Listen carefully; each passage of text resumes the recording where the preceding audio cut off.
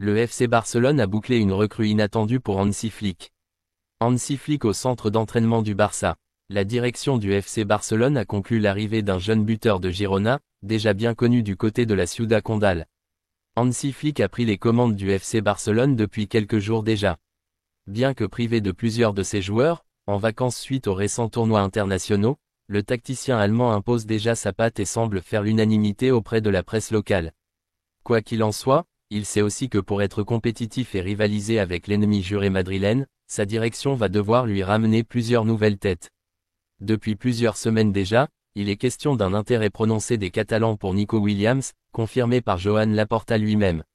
Il pourrait d'ailleurs ne pas être le seul champion d'Europe 2024 à débarquer puisque la presse locale évoque aussi une volonté de recruter Dani Olmo, même si cela semble pour le moment un peu moins chaud.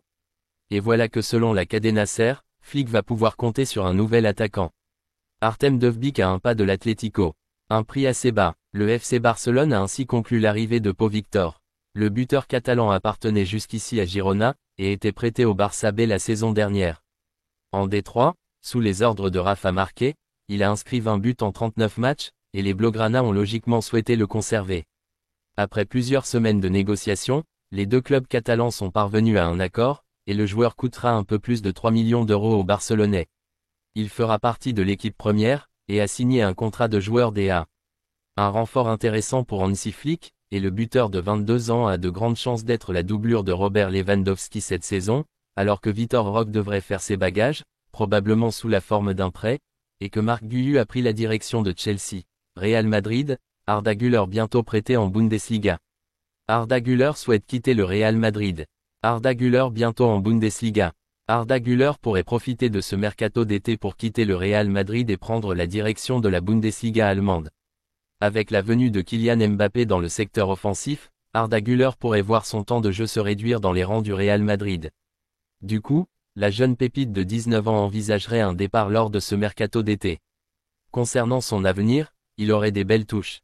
Si son nom a récemment circulé du côté du Milan AC pour un prêt d'une saison, l'international turc, 12 sélections, 2 buts, aurait également une piste en Allemagne.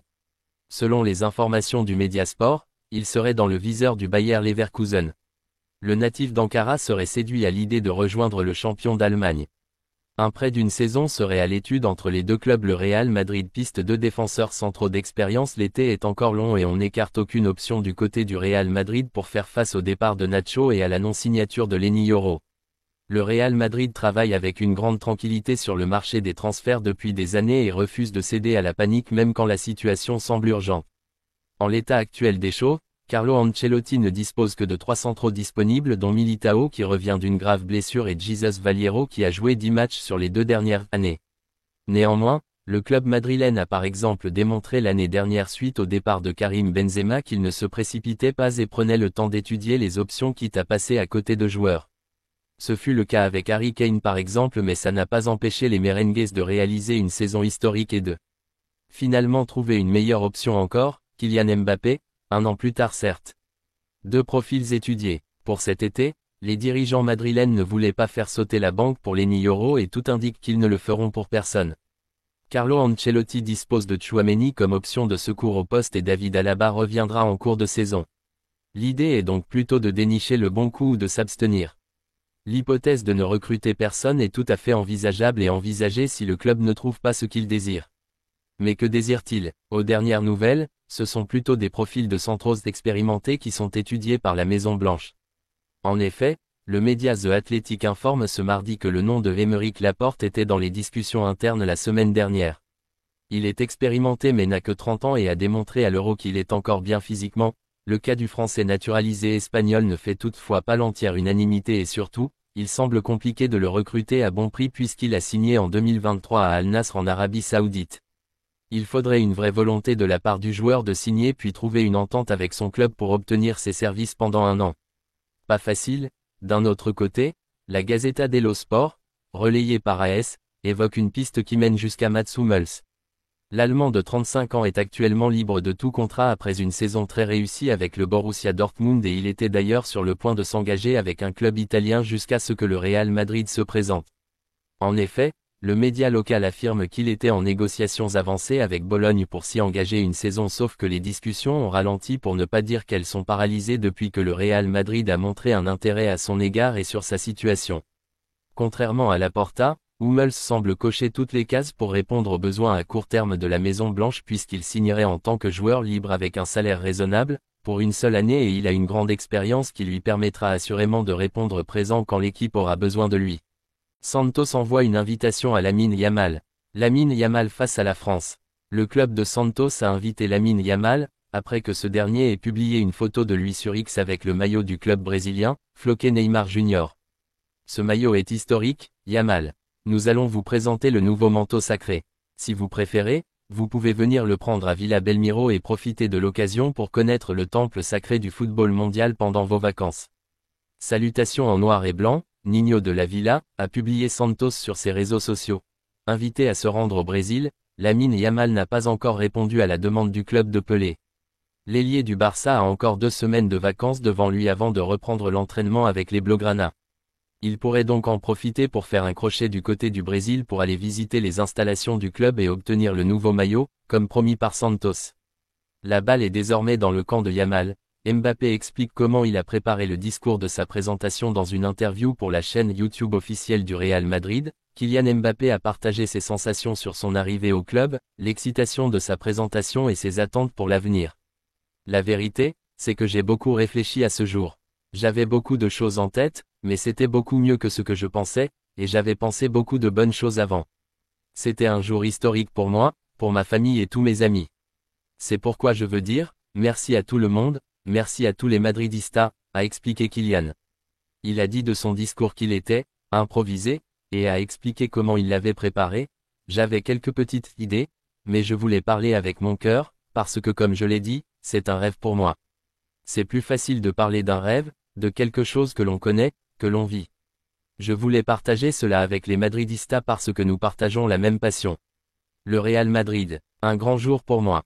Tout du long, le Français a affiché un grand sourire, même si l'un des moments les plus spéciaux de la journée a été celui où il a enfilé le maillot blanc pour la première fois. C'était un plaisir, vraiment. J'ai hâte de jouer avec cette équipe, avec mes coéquipiers, c'était un grand jour pour moi, c'est sûr, a-t-il déclaré. Sur son intégration, comme il le dit lui-même, il connaît déjà plusieurs joueurs du vestiaire, les Français, mais aussi d'autres. Avec les Brésiliens, j'ai parlé un peu avant, avec Vini, avec Rodrigo. Sur le plan purement sportif, Mbappé dit venir pour apporter un plus à l'équipe. Je suis un joueur qui peut jouer aux 3 postes de l'attaque, qui peut marquer beaucoup de buts, qui peut aider et donner des passes décisives. Je pense que je suis un joueur qui peut faire la différence dans les matchs, comme il y a déjà beaucoup de joueurs qui peuvent faire la différence. Ce groupe est le meilleur au monde. Je dois m'adapter à l'équipe. La vérité est que j'ai beaucoup d'objectifs, mais le premier est de bien m'intégrer à l'équipe, je pense que c'est la chose la plus importante de toutes.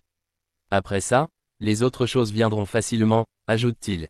Enfin, concernant son admiration pour certaines stars du club, Mbappé revient sur les joueurs qu'il a suivis dans son enfance. Cristiano était mon idole quand j'étais petit, en tant que Français, Zidane, mais aussi Ronaldo Nazario, c'était un joueur que je regardais beaucoup.